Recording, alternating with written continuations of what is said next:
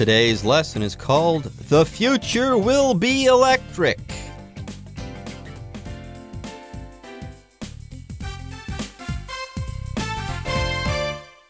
Hi everyone, my name is Jeff. My name is Roger. Today we're going to talk about cars and vehicles and things like that. But these are more modern cars and vehicles because they're not powered by gasoline, but they are powered by electricity. They've got batteries, Tesla, Gogoro. Those are some examples that we see every day in good old Taiwan. And even though they're not as common as gasoline-powered vehicles, we're going to see them more and more in the future. That's why we're saying the future will be electric. So let's find out what this is all about. Let's read through the first paragraph, and then we'll discuss it. The future will be electric. Today, owning an electric car is still considered something of a luxury. One that is largely reserved for environmentally conscious consumers with higher than average salaries. The figures bear this assumption out, with less than 0.5% of cars on the road being powered by electricity alone. This number, however, is expected to grow exponentially over the next 2 decades. The future, it seems, will be electric. 大家好。第一部分我们看到片语 bear out 表示证实或是证明，为点点点作证。举例来说 Recent climate studies bear out the theory of global warming 近来天气的变化印证了全球暖化的问题。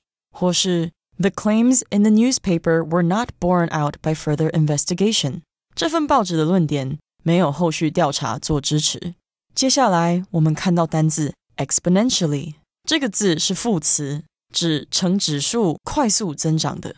例如 The non-profit organization is growing exponentially in every way 这间非盈利机构在各方面都在快速增长。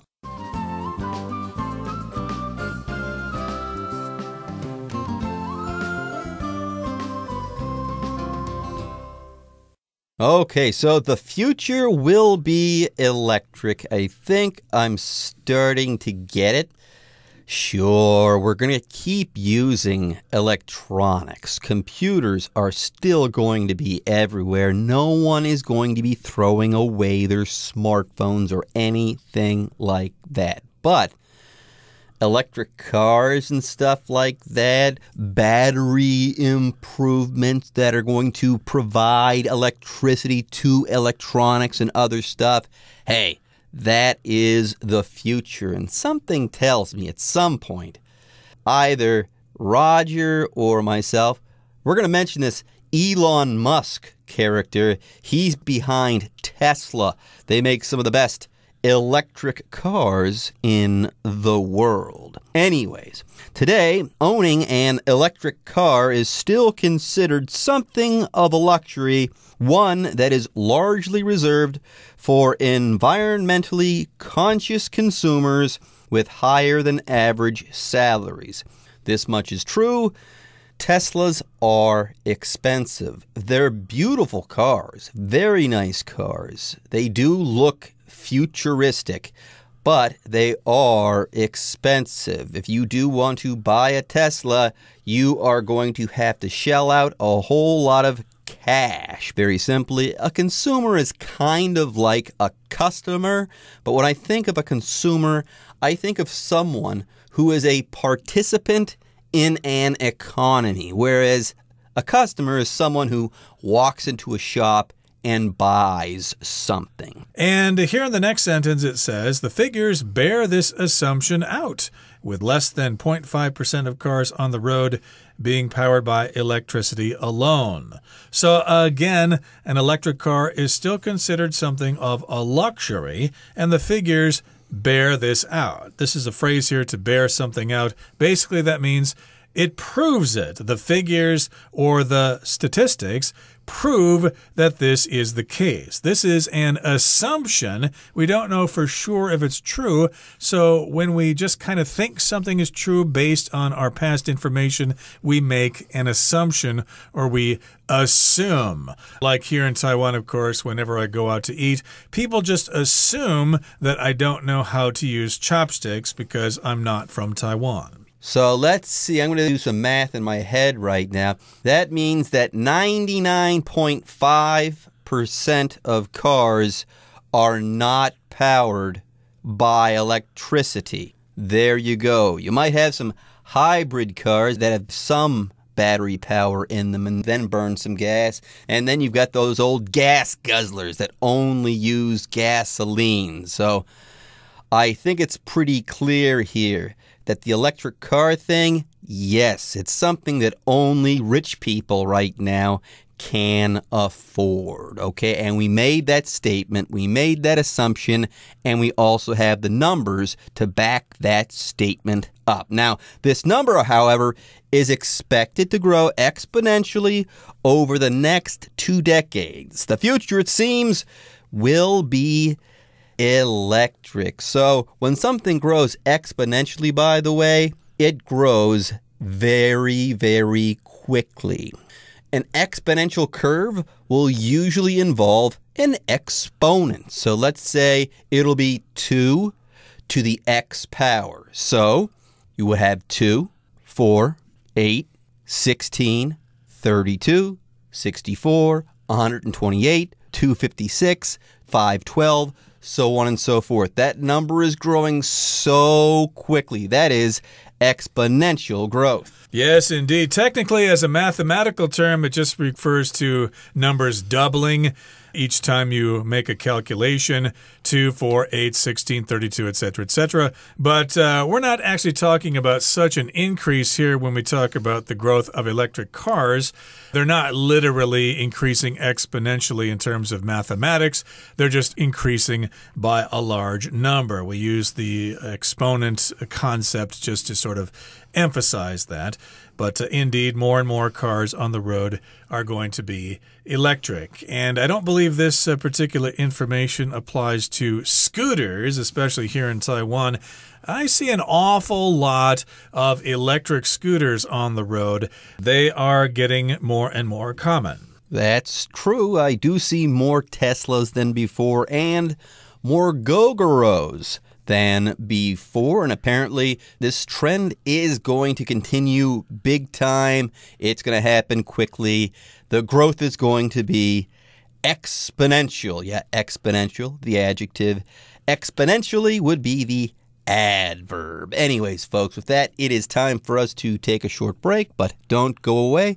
We'll be right back after this. The driving force behind this shift is the desire to run zero-emissions vehicles, which has itself arisen as a response to the climate change crisis. Policy is also streamlining the process. As part of their commitment to tackling global warming, several countries have promised to stop sales of gas-powered vehicles within the next 10 years. This transition to electric vehicles would not have been possible a decade ago, in no small part because few people could afford an electric car. But with the prices of electric car batteries on the decline, having fallen around 90% in just under a decade, electric vehicles are predicted to be within the price range of the average person by 2025. Indeed, the number of electric cars on the road has been steadily increasing since 2010. See Figure 1.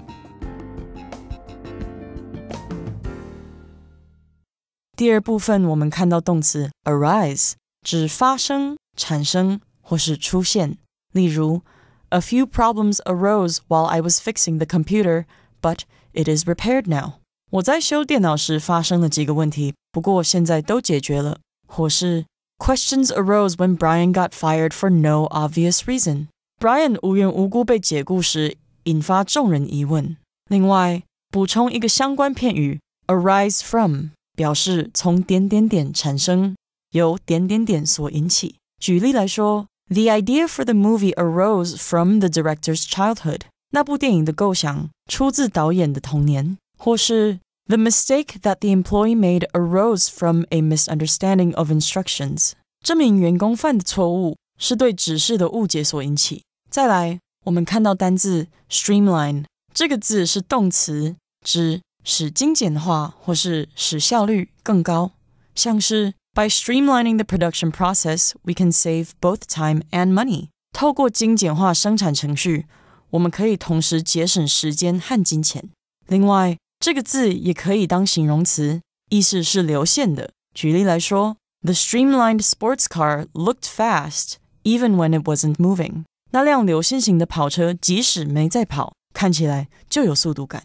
接着，我们看到动词 tackle， 指处理、解决或是应付，像是 Vincent tackled the problem of his leaking roof over the weekend. Vincent 在周末期间把屋顶漏水的问题处理好了。或是 If we keep calm and cooperate, we can tackle any challenges we may face. 如果我们保持冷静，同心协力，就能对付可能面对的一切挑战。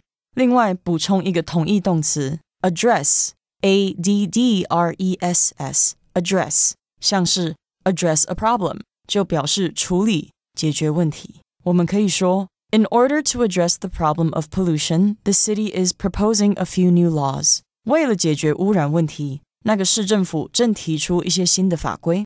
最后，我们看到单字 predict， 这个字是动词，指预料、预计或是预言。举例来说 Jack predicted the economic downturn 10 years before it happened.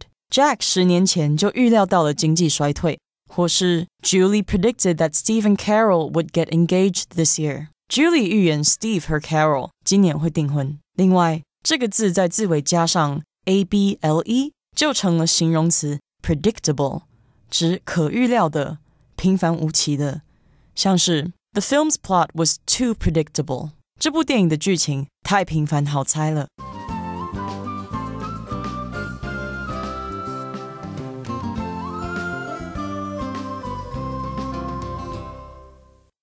Okay, so we've established that electric vehicles are getting more and more common. So the driving force behind this shift is the desire to run zero-emissions vehicles, which has itself arisen as a response to the climate change crisis. So we've all established, or we've all been told, that there is this thing called climate change. The world's temperature is getting higher and higher because of the greenhouse effect. And so we want to reduce the emission of greenhouse gases from various sources, including vehicles. So you're going to get a lot of carbon dioxide when you burn gasoline. So, of course, we want to have electric vehicles so we don't produce so much CO2. So that's the driving force behind this shift. The driving force is just the reason that something's happening. We're saying that there is a driving force behind this shift. Here, a shift, by the way, is a change from one position to another. So here, before, people didn't care about what cars they drove. Gas was cheap. Cars were cheap. They were burning gasoline, emitting CO2. No big deal. But now people think, well, we don't want to destroy the environment, so we better do something. We better start considering things like zero emissions vehicles like electric cars and other cars like that. By the way, it says here that this shift has arisen.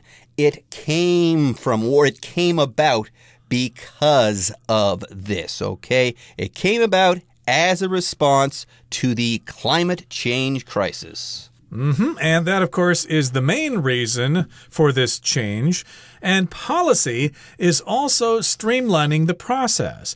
Policy, of course, is what the government is doing, the way they think, and the policies or the legislation that they're promoting. So this, of course, is government policy, and that's streamlining the process. If you streamline something, you make it smoother. I think this is referring to streamlining cars in the past to make them more resistant to the air flowing over them so that they don't burn so much gasoline. Yep, removing anything that could get in the way of this particular process. Now, as part of their commitment to tackling global warming, several countries have promised to stop sales of gas-powered vehicles within the next 10 years. So there you go.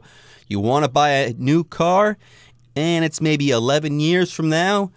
Too bad. If you want to buy one of those old gas guzzlers, that will be illegal. How about that for streamlining the process?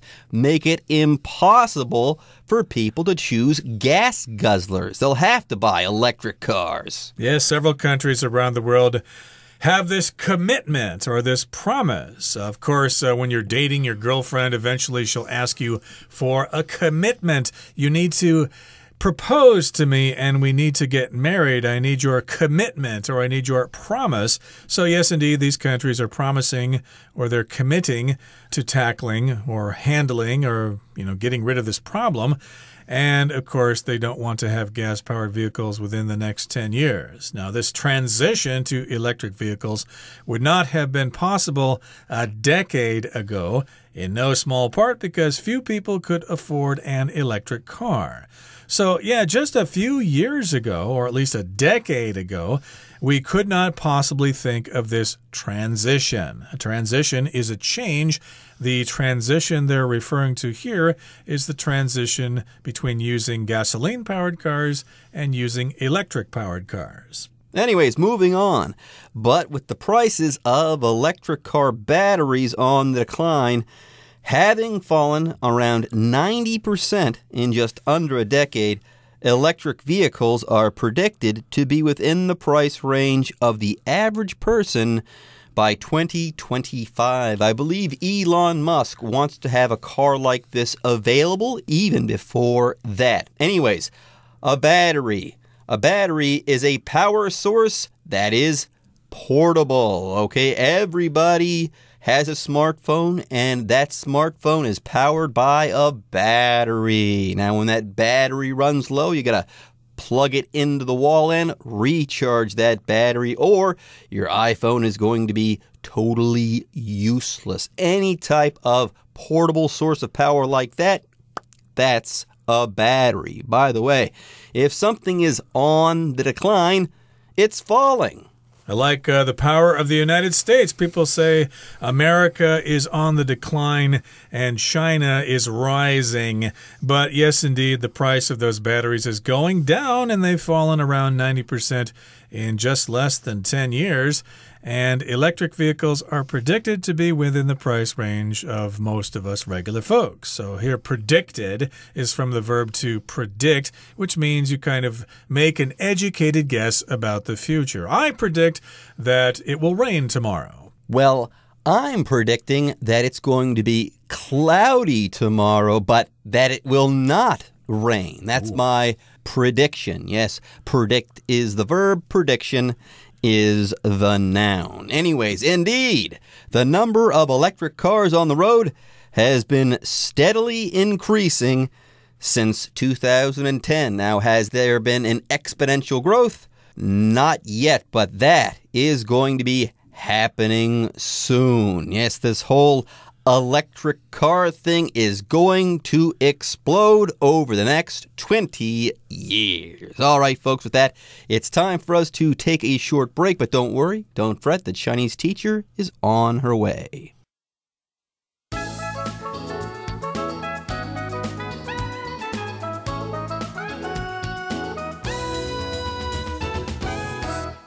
各位同学大家好，我是 Hanny。 我们来看今天的文法重点。课文第二部分写到，随着电动车电池的价格下降，到了2025年，电动车的价格预期会在一般人能负担的价格范围。课文用到 with the prices of electric car batteries on the decline，来表达说随着电动车电池的价格下降。那这边用到的句型是 with 加受词加受词补语，这个用法是要表达附带的状况或是说明原因。然后受词补语我们可以用介系词片语，用形容词或是用现在分词或过去分词。像文中它的受词是 the prices of electric car batteries，也就是说这个电动车电池的价格。然后受词补语它用到介系词片语 on the decline 来补充说明减少下降的状态。好，另外要提醒同学们，如果是以分词来当受词补语的话，我们可以从这个受词跟受词补语的关系来判断，如果它们之间是主动的关系，就是用现在分词 VING， 被动关系就是用过去分词 PP。 好，那我们用2个例句来看会更清楚哦。第一个例句是 With summer vacation approaching, the students had trouble paying attention in class. 随着暑假接近，学生们上课都难以专心。好，这边我们看到 with summer vacation approaching 这是在说明原因，然后呢它是用 approach 来表达日子的靠近接近，那这种是主动的语态，所以我们受词补语才会用现在分词 approaching。 好，第二个例句是 With her bag packed, she was ready to leave. 她的包包打包好了，准备要离开了。那由于这个背包是被打包的，受词和受词补语之间关系是被动，所以我们才会用过去分词 packed 来当补语。好，那我们接着读到课文最后一句，他说到说 The number of electric cars on the road has been steadily increasing since 2010. 自从2010年以来，路上电动车的数量已持续稳定增加中。句子里面的主词是 the number of electric cars on the road， 路上电动车的数量。好，当我们用 the number of 加上复数可数名词的时候，是在表达某人或某事物的数量。用来当主词的话呢，必须把它视为第三人称单数主词，所以我们看到它后面搭配的助动词是 has 而不是 have。 好，那我们顺便补充一下，如果改用 a number of 加上复数可数名词，这是在表达说好几个的什么什么东西，许多的什么什么。那用它来当主词的话，则必须视为复数哦。我们来造个例句 A number of students were absent today. 今天有好几个学生缺席。那看到句子里面的主词 a number of students， 不要看到 a 就以为单数哦， a number of students 要视为复数，所以后面搭配的 be 动词是 were 而不是 was。 好，以上是今天重点整理，我们回顾今天的单字吧。 Consumer. Consumers have the right to request a refund for damaged goods. Assumption. Dan's decision to stay at his job was based on the assumption that he would be promoted. Shift. Studying literature can help us identify shifts in cultural values over time. Arise. Problems often arise when people are careless and don't think things through. Commitment. The builder made a commitment to finish the house before winter came. Tackle. Do you have any suggestions about how to tackle the problem? Battery. Charlie replaced the batteries in his flashlight before he went camping. Predict. Many people predicted that the politician would win the election. Well, everyone, today's article has come to an end, and I sure hope you guys enjoyed reading and learning along with us. I am Jeff. I am Roger. See you next time.